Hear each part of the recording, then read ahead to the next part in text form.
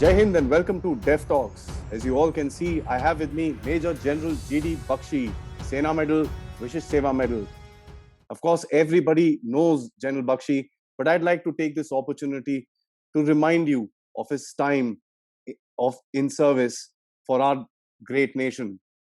He's a retired army officer who was commissioned into the Indian Army on the cusp of the 1971 war. He was awarded a Vishish Seva Medal for commanding a battalion during the Kargil War. The Sena Medal that he was awarded was for distinguished service in commanding a battalion during counter-insurgency drives. He subsequently commanded the Romeo Force, part of the elite Rashtriya Rifles, during intensive counter-insurgency operations in Rajouri and Poonch district. He was successful in suppressing an indigenous armed movement in that area. Today, he's an author, a speaker, and a thinker. And let me just say this, when he does any of these three, India listens. Thank you, sir, for joining me today to discuss Pakistan. Sir, we all know the turmoil that the Pakistanis are, and as a matter of fact, they're trying to pull all their neighbors into it. I'd like to start our conversation with the so-called ceasefire that we are in today. Do you feel that this ceasefire is actually a genuine effort from Pakistan, or is it just a matter of convenience, looking at the factor that his western border is heating up? Look, the simple fact is that anytime Pakistan makes a peace overture or, asks for a ceasefire or things like that, it is the first reflex action is to smell a rat. It's happened to us once too often. It's happened to us one too many times. Prime Minister Vajpayee made that very expensive peace gesture by taking the Lahore bus, and then we had Kargil, we got stabbed in the back. Prime Minister Modi made the, gesture of peace by inviting Nawaz Sharif and then going for his granddaughter's wedding, etc., etc. And what did we get? We got Pathankot, we got Uri, we got Pulwama, a series of stabs in the back. It's my perception that there is in Pakistan a deep state, a part of the Corps Commanders, Collegium of Corps Commanders, the ISI heads, etc., which just does not want peace with India because they have a stake in keeping a conflictual relationship with India. So this latest ceasefire is of a peace. We were quite surprised when this offer came, but then for the sake of peace, for the sake of form, we accepted it. And sure enough, we've had a series of problems thereafter. The drone attack in Jammu and a series of attempts to revive terrorism in the state of Kashmir, Jammu Kashmir, as also rest of India. Just recently, a bomb, Al Qaeda module was busted in Lucknow, which was trying to make pressure cooker bomb. And drone warfare is a new, setting a new benchmark in hostility. We just cannot allow it. We can't allow it to become the new normal. I hope that has been conveyed in no uncertain terms to Pakistan that look, we have stopped reacting on this side of the border. After Uri, we did a surgical strike, 2 to 3 kilometers inside Pakistan. After Pulwama, we did an airstrike 80 kilometers inside Pakistan. And we made it clear to them that no nuclear threshold, etc., will stop us from hitting back. So I think we should continue with this proactive policy. Having started this proactive policy, we should not fall back to that reactive, protective, defensive mindset of the last 30 years, which has caused the loss of 80,000 Indian citizens due to Pakistan-sponsored terror. Right? So we need to hit back. We need to raise costs and consequences for Pakistan. But unfortunately, in India, there is that peace lobby, that pigeon flying lobby, which every time now and then prevails on the government of India to try and opt for the Nobel Peace Prize or I don't know what, but go back to Gandhianism with a vengeance and get our nation needlessly kicked, our people murdered by terrorists. I don't think we should allow that. Every Indian life is precious. regardless of the fact that he is not in the Zulu category. That does not mean that India will fight only and only if people in the Zulu category get hurt. Every Indian citizen's life is precious, and it is the government's bounden duty to react in a manner which is dissuasive, which deters Pakistan from such asymmetric adventurism. Absolutely, sir. 100% in agreement. I don't think there will be very few in this country who would disagree with that. So you mentioned the provocation that was recently done in Jammu with using drones. This is a new era for the Pakistanis. They've been flying across small arms and ammunitions and drugs, of course. But to conduct an attack was probably a new thing that the Pakistanis did. So, in the rules of war, does this amount to an escalation? Have we defined something like that, or do we need to define something like that? If yes or if no, how should we deal with it? Look, the simple fact is your question whether it's an escalation or not. Of course, it's a bloody escalation. It's a significant escalation. It is the crossing of a new threshold. Yes. First, they started about a year and a half ago. The same year in which the Houthis, 2019, the Houthis hit the Saudi Arabian oil field of Aramco with a series of drone strikes, and none of the American supplied very sophisticated air defense systems could even detect this airstrike, you leave alone trying to beat it back. And 5% of the world's oil output was derailed for about good 4 to 6 months. That is how lethal these drone strikes can be. And now what the Pakistanis did is they used commercially off-the-shelf technology, the quadcopter drones, which are freely available for filming your marriages and all that. They use that with about 1.5 kg explosives each, 2 drones with an impact fuse device, and they attacked the Jammu airfield, which is a highly strategic target. They tried to hit a hangar with the helicopters, and they tried to hit the air control tower, but because of some problem with the GPS or whatever, they missed the target, and one went through the roof. It burst a hole in the concrete roof. So that you can imagine the power. It was RDX, a military explosive.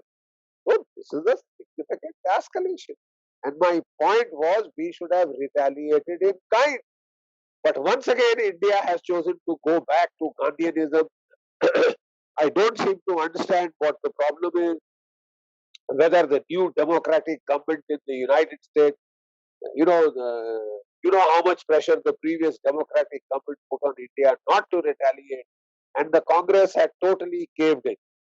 Then, of course, Donald Trump had given us the wink and nod, and we hit back at Pakistan hard. Now, I don't think we should await winks and nods and nudges from Washington. It is our country, it is our people who are being attacked. We should hit back. We are a sovereign nation, right? And I fail to understand why we are getting defensive again. So I hope we will react at a time and place of our choosing, and make it plain to Pakistan that if it thinks it can do an Azerbaijan, remember last year Armenia, Azerbaijan fought a war, and just with the use of drones, Azerbaijan was able to bring Armenia to its knees. Now we know that China has supplied about 50 drones to Pakistan, major drones. Turkey is supplying drones to Pakistan, and Turkey is filling Pakistan's head with, okay, go ahead and bash India. We are with you kind of a thing. China and Turkey are both trying to embolden Pakistan to restart its asymmetric adventure, which it had put a halt to after Balakot. Because they were worried sick that it could lead to a full-scale war. It could lead to at least a limited war. Okay, but now the Chinese, last year they did the intrusions in Ladakh. What was the aim of those intrusions? The aim was to tell Pakistan, "Main hoon na, I'm there. Go ahead and keep it up." They're trying to embolden Pakistan to resume the asymmetric war. And Pakistan doesn't realize that in 71, China had not come to its rescue. They had only made very soothing noises. Right? They had not even deployed on the border. They had not even deployed on the northern border. to save Pakistan when Pakistan was broken in two in 1971. So Pakistan should not go up that garden path and hope that it will start an adventure against India and then America or the Chinese will save it or the Turkish friends will come and save it. I think we should pay it back to the Turks at the same point. We should pay it back to the Chinese in the same point. If they can trouble us in Kashmir, we can cause trouble for them in Tibet and Xinjiang. We can align with Taiwan. We should give tit for tat. I think that is the source. Coming to China and Pakistan, as you rightly mentioned, China is pretty much the source of the entire trouble today. So the Pakistanis need Chinese today for pretty much their survival. The question is, does China really need Pakistan for its well-being in the region? No, no, China needs Pakistan as a cat's paw. Somebody who will fight India on its behalf, who will save the lives of Chinese soldiers by pitting its own stupid soldiers and people, jihadis into India. Then I think Pakistan may well have to suffer the consequences alone. It should be prepared. So China is assuring it that it will try and come in and they are posturing on the border now. They are posturing on the border. But I think India, if push comes to shove, India can take good care of itself. Not the same India as of 1962. Billions of tons of water has flown down the Brahmaputra. We are a combat tested army. It is the Chinese army which hasn't fought for 42 years. And the last war they fought, they lost against Vietnam. And they have princeling soldiers from one child, single child family who are not prepared to fight and die and whose parents don't want them to die. They come for 4-year conscription tenure. Their primary aim is to go back in one piece. They don't want to fight. You had seen the videos that the Taiwanese had put out of how when some newly commissioned Chinese soldiers were told they have to go to the Indian border, they were crying like babies in that bus, weeping and crying. It is pathetic. So China is in no position to fight. But that does not mean that China should wage biological warfare against the world. If you can't fight kinetically, if you can't do a straight military fight, will China fight this cowardly way of making the world sick, trying to make India sick, trying to destroy our economy by COVID, biological warfare? That is the key question facing us, which we don't seem to be wanting to avoid looking in the eye. Because if we accept that China did it, we have the onus of what do you do about it? Correct. And as usual, our foreign ministry, our peace ministries are very keen to do nothing. Indian citizens are small change. There are so many. They can keep dying. How does it matter? This is apparently what it seems. I think every life, every Indian life matters. And India should make that plain to any inimical, hostile countries on our borders. You shed Indian blood, you will have to pay it back in the same coin. Like the Israelis, we should lay it out clearly. Every one Indian life here will cost you 100 on your own side of the border. It's time to push the buttons, as you're saying, sir. Very critical, Absolutely. sir. Sir, coming to Afghanistan, there are some very interesting news which is coming out from there for the past about 2 weeks. Americans, of course, are running this. They're doing a Vietnam in Afghanistan. If I may, shorten up my question. The Taliban, of course, we all know are gaining force. There are news that India is dealing with Taliban. Keeping all that aside, sir, the Pakistanis normally, always boast about the fact that they've got the bull by the horns in terms of having their influence in Taliban. The Chinese, of course, would be feeding in some money and encouraging the Taliban to go the Pakistani way. On the other hand, there is also reports of Pakistani soldiers advising the Taliban as to how to fight in this particular battle. And, there have been casualties that have been reported from the Pakistani army as well. Do you really think that the Pakistanis would be able to control Taliban as in when Taliban actually comes closer to a, sort of a dominance in the region, sir? Look, who created the Taliban? A gentleman called Major General Nasirullah Babar of the Pakistan Army. In Bhutto's time, Benazir Bhutto's time, he was the chief of intelligence. I mean, he was looking after intelligence for Benazir Bhutto, and he's the father of the Taliban. The Talibs were all recruited from the madrasas of Pakistan and sent there. And it is another matter that Mullah Muhammad Omar was mad enough then not to listen to his Pakistani mentors. But I don't see the same happening now. The entire Taliban leadership is based in Pakistan. They are minions of the ISI. And for Indian diplomats to dream that they are so charismatic, they are such wonderful people that they'll charm the pants of the Taliban, I think you need a wake-up call. The Taliban is Pakistan's creature. They will not listen to you. They have done their best to harm you. They have attacked your consulates. They have attacked your embassy so many times in the recent past.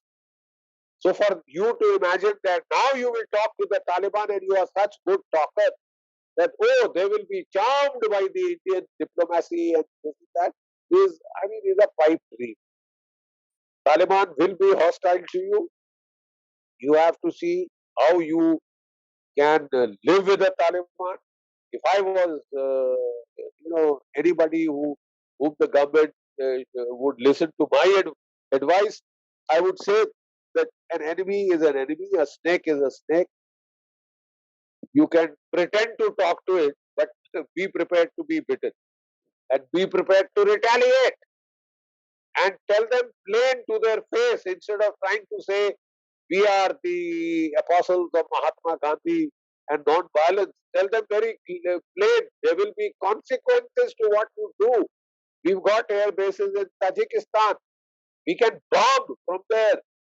We may put boots on the ground, we may not put boots on the ground. But definitely we can play the Uzbek card, the Hazara card, the Tajik card. After all, the Pashtuns are hardly a majority in Afghanistan. They're just barely equal.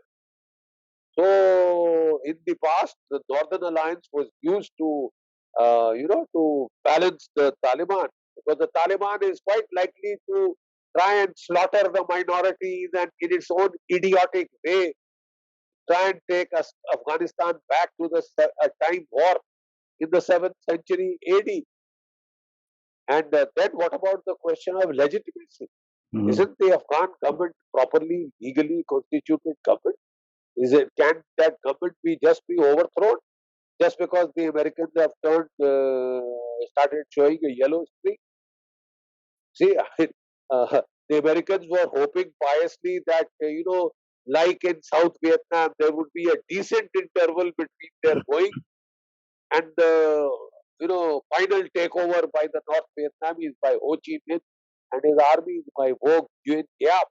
Here the Taliban is not even giving you a face saving. Even as they are going, the Taliban is taking and they are fleeing from the Bagram air base. I don't think that is a very good optics for a superpower. I don't think that is very good image building. It is just, why did you spend 20 years there? Yes. Why did you spend $1 million there if this is the way you had to go? You did not have gone in the first place.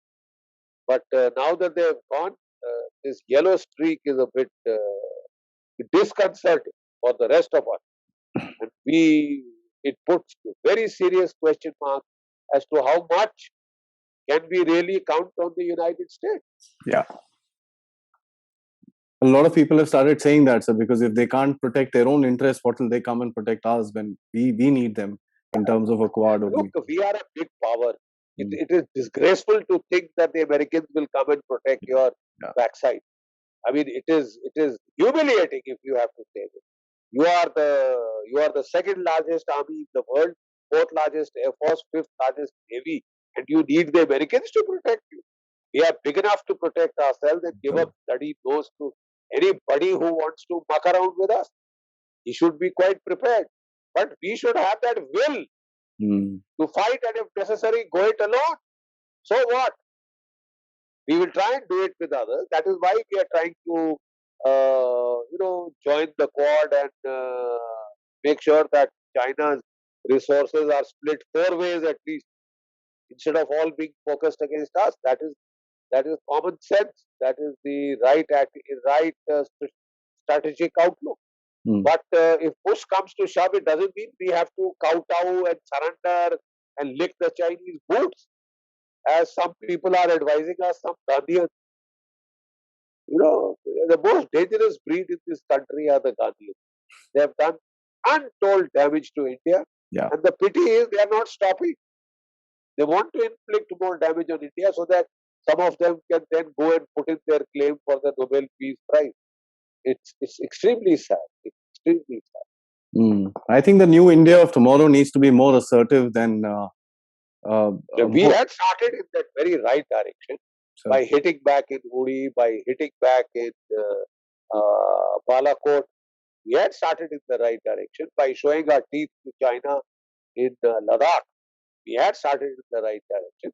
But then there seems to be loss of nerve, there seems to be slide back, the bureaucracy prevails, the foreign ministry thinks it is here to wage peace, and therefore it must keep the armed forces in check, because the armed forces are there to wage war.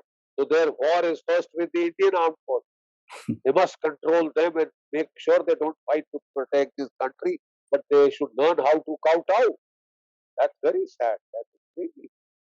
When we have the military power, we have held our own. Why should we crawl on the negotiating table? Correct, sir. Chinese want to sit there, so can we, sir. Absolutely. Our troops are much more hardy. Our systems are much more better than the Chinese have today in terms of, staying in those. Absolutely. Like I said, the Chinese haven't fought a war for the last 42 years. Right? Their troops have had it. They have rotated their 2 divisions, 4th Highland Motorized Division and 6th Mechanized Division, which they had brought from Xinjiang to fight in Ladakh. They had turned them around because those troops had it in the cold. But our troops can stay in the Siachen at 18, 20, 21,000 feet. Ladakh at 15,000 feet is no problem. No problems to our boys. They can stay there for 2.5 years, and we got that rotation system in place ourselves. We can give it back to China. We can give a bloody dose. But we should not let China dictate how the fight will go on. We should not surrender all initiative and say, okay, China wants phones and baseball bats, so we must respond in the same manner. Why? Don't we have arms? Don't we have ammunition? Don't we have guns? What are they for? The Republic Day parade? Why aren't they used? Somebody tries to enter your country, you have full right to shoot. Once again, the foreign ministry says, we will tell you how to fight, we will tell you when to fire or not to fire, all the orders will come from Delhi. Then I'm afraid the Mandarins of Delhi must go take command in Ladakh if they are so good at fighting. And if they are going to dictate how we fight, they should take charge. Always the man on the ground. So I absolutely agree with you. And this is one of the reasons that I think the discourse with regards to listening to our media about army has reduced so much, because a lot of the people have realized that they are not looking at what the man on the ground is saying. There is always a huge narrative war which is being waged around the place. So I'd like to come back to Pakistan. And when Pakistan looks at this, apart from that, the Pakistanis also say that they are being pressurized by the international community to take sides with regards their positions with China, their positions with the USA in this whole Afghanistan battle, as well as their positions with India. What do you think is going to happen? Because the US was pressuring the Pakistanis to give an air base for their support. Of course, they will still need it, but there is not much which has been revealed.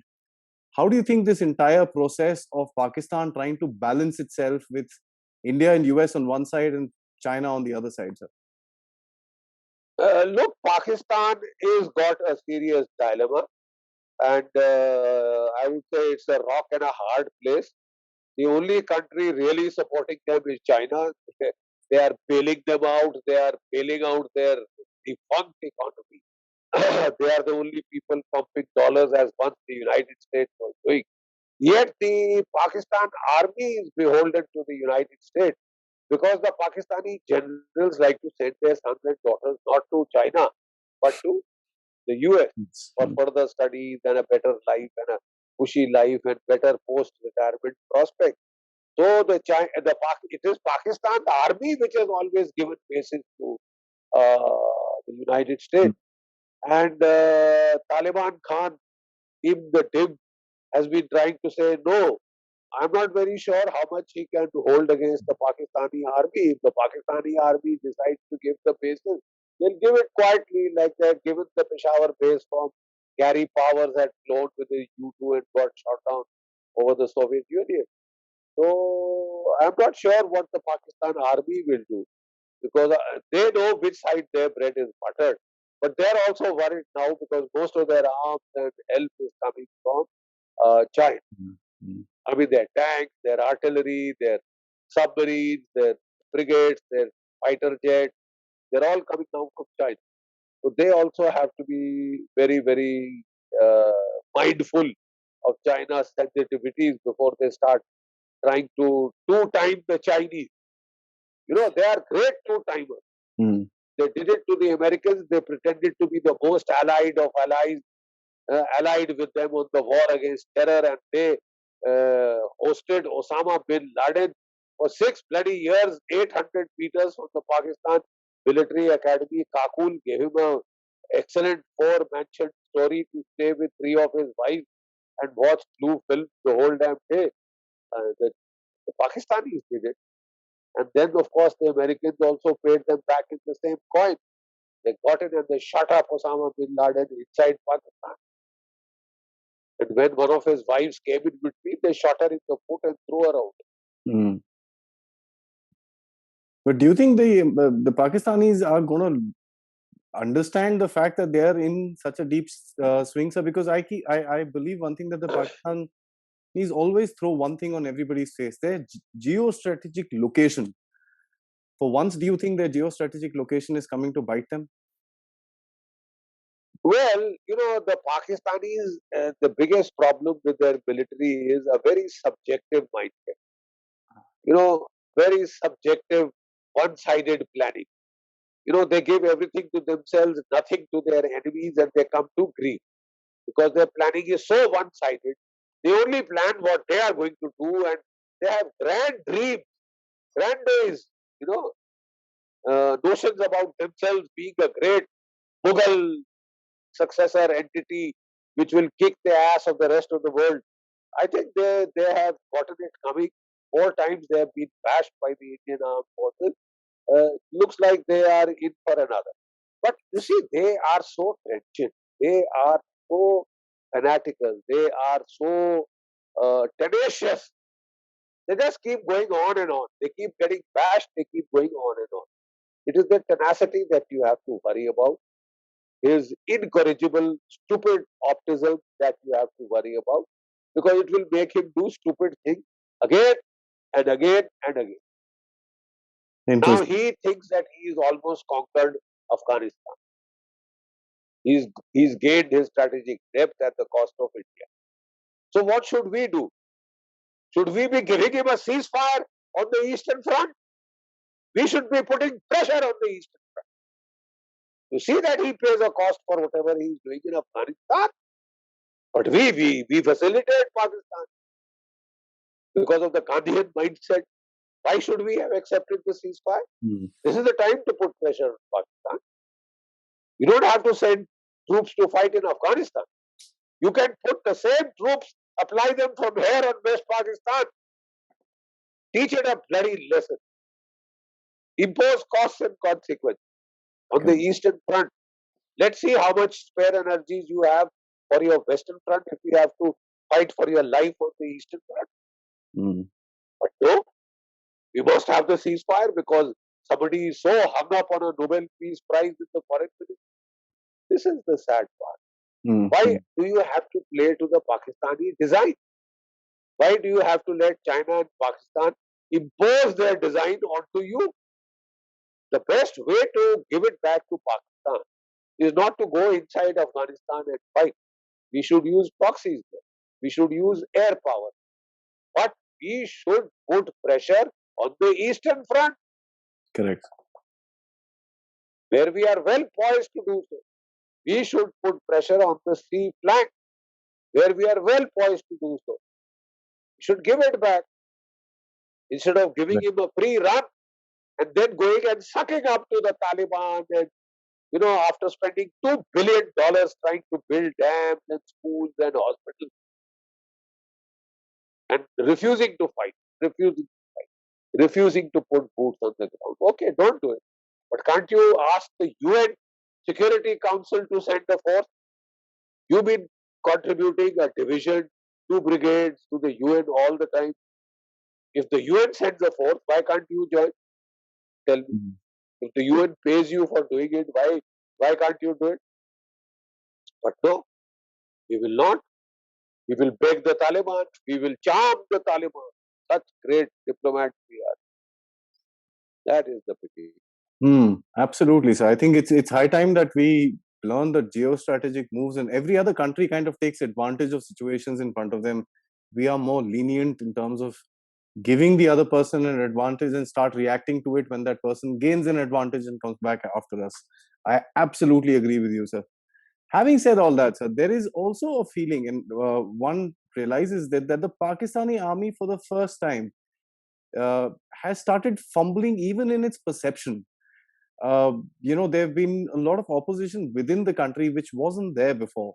There has been a lot of talks about the Pakistani army being corrupt, which wasn't there before. So the perception war within Pakistan, Pakistani armies, I mean, I'm not saying they're losing it, but they are lowering their score in that. Would you agree to something like that, sir? Oh yes, they are on the back foot. Why not? Because Bajwa Saab appointed Ibn the Dim, and Ibn the Dim gave a long bloody extension to Bajwa as if he was God's gift to mankind. So the other Pakistani generals whose chances of promotion, whose chances of becoming chief have been stymied, are not too happy about it. Hmm. And that rancor, that ill will is showing in cracks in the ranks which they are trying to paper over. You see, every Pakistani chief who now comes just doesn't want to retire. His predecessor, Bajwa's predecessor, had to be kicked out to Saudi Arabia with Saudi Arabian dinars and dollars so that he would be out of the hair of Pakistan. So every Pakistani chief now just doesn't want to go because they control the civil administration. Other countries have an army. In Pakistan, the army owns the country. That is the problem. So there are problems, there are cracks within the Pakistani army facade. But how far they will go, let's see. Let's see. We Why? can't do visual, we should Sorry. do practical things, not worst case scenario. Absolutely, absolutely, sir. So why I say this is because the political situation for the appointed prime minister, is also not very, very. Although he's holding on to power because there's a lot of support for him to kind of live up there. And another thought process is that there is no replacement for him, so they've just kind of kept him there. But the political situation is also very volatile. If you compare it to little, this thing, it's been deteriorating. If you've seen the latest videos and stuff which is coming out, sir. Look, the simple fact is that Pakistan as a national construct is illogical. You had Mm. a nation split over 1,000 miles of a enemy country. So that illogical nation broke down in 71. Now the rest of Pakistan is equally full of contradictions. And whether those contradictions will come to the fore, whether it is in our job to make them come to the fore. But we want to be live and let live mode, and Pakistan has a full right to kick us. Some people have granted that right. They are prepared to suck up to Pakistan and say, "आप हमको लाइए power में, फिर देखिए." Give us a break, yaar. Give us a break. So the point is, we have to be very firm. We have to safeguard our national interest, and that cannot be done the sweet Gandhian non-violent way. The earlier India jettisoned that baggage of non-violence, the better it will be for the nation state, the safer it will be for the nation state. Pakistan is an illogical construct. Paul Kennedy, the author of The Rise and Fall of the Great Powers, I wonder if you've read that book. He spoke of how over militarized states Yeah. like Austria, Hungary, like Germany, like Russia tend to implode from within because of imperial overreach and overstretch, because all economic resources are prostituted to the military, and therefore the nation's economy collapses. Pakistan is heading for that economic collapse. So, firstly, the Saudis and the Americans, they kept saving it from the brink of economic collapse. Now the Chinese have stepped in to fill the breach because they want Pakistan to keep fingering India. They want Pakistan to keep troubling India, to be the cat's paw of China, not fight themselves, but fight us to the last Pakistan. And Pakistan does that beautifully. Any extra regional power, extra regional balancer, it loves to use it as a card against it.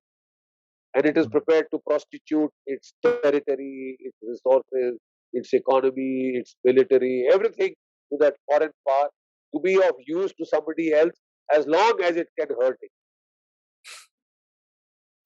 It's funny, sir, that their entire mode of survival is being against India. It's very interesting that a country is born to be against another country, and that is what the British have left us with. It's a sad situation.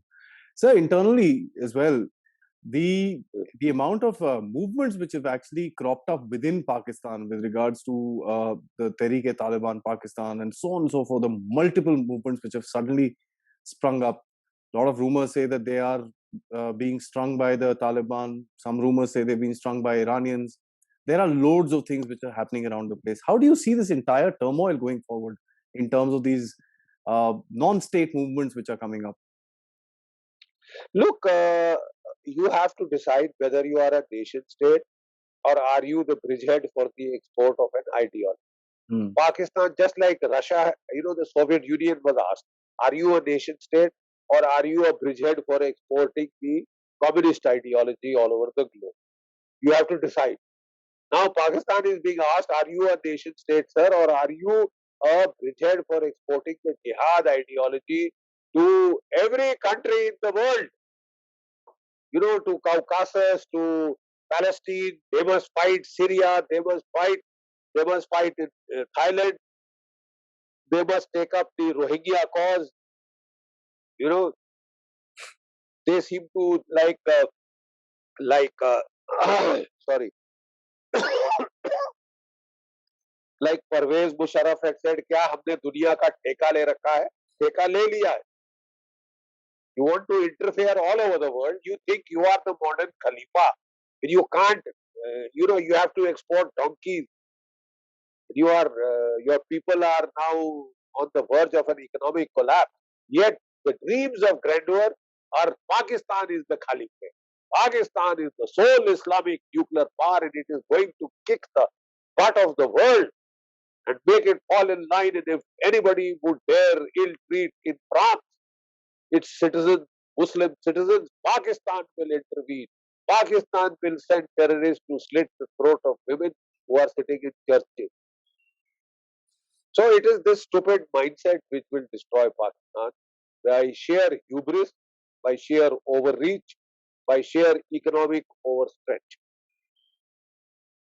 Hillary Clinton once had said, "So if you keep snakes in your backyard, they once sometime will come and bite you." I guess that's going to happen to Pakistan. Keep snakes in your backyard and constantly keep feeding them milk in the fond hope that they will bite only your neighbors. Then you got a thing coming because these snakes are turning onto you already.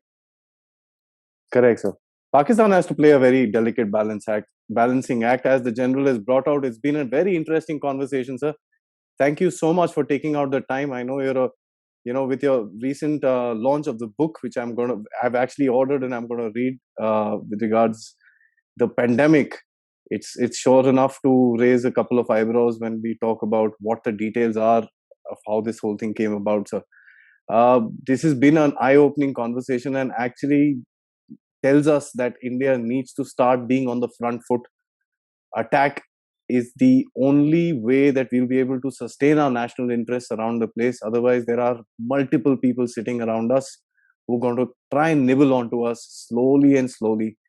And there is another big nation on our eastern front, or the northern borders as it's called China, who will facilitate such things to happen.